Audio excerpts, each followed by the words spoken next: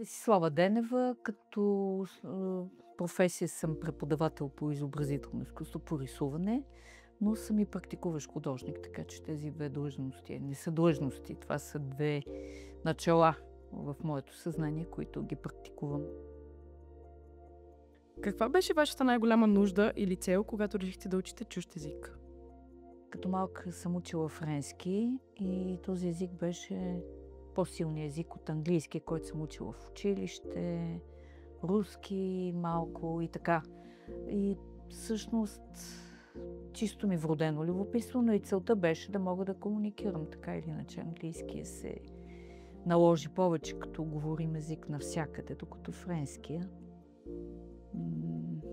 малко или много неговата употреба е по-ограничена. Как ученето промени живота ви?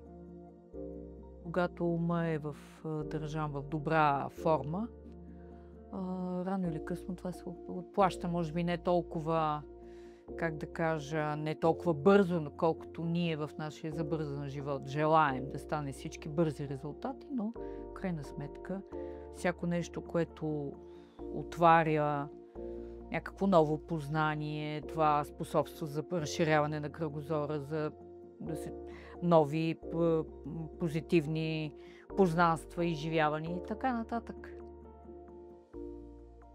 Кой беше най-големия ви страх или притеснение, когато започнахте? Специално с ученето на езика, според мен не само при мен, а при доста хора е... Тоест ти разбираш какво ти говорят, но не можеш да говориш спокойно, или речниковия фонд е само в определена област, или речниковия фонд не е достатъчно, за да проведеш един нормален разговор. Ако можехте да върнете времето назад, бихте ли направили този избор отново? Определено да.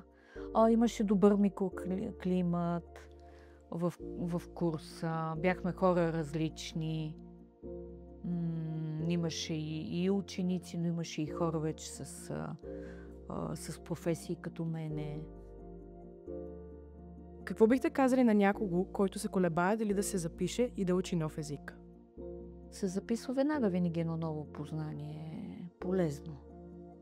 Абсолютно съм убедена в това. Аз и като автор, и като преподавател съм човек, който обича иновационни подходи и ги прилагам и винаги мисля, че след това идва и по-добър резултат. Така че ако човек се изправи пред едно предизвикателство, по-добре така, отколкото да не почнеш никога, само да си го мислиш.